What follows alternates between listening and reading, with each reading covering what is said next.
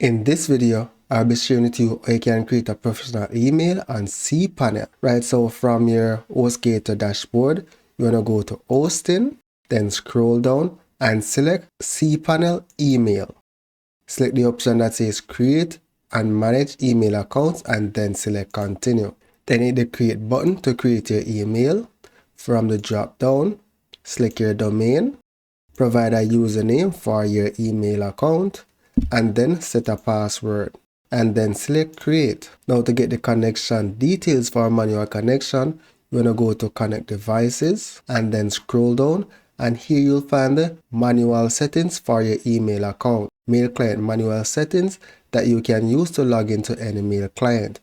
Now these applications that you see here can automatically detect the email settings for your account, so you don't have to manually enter that information.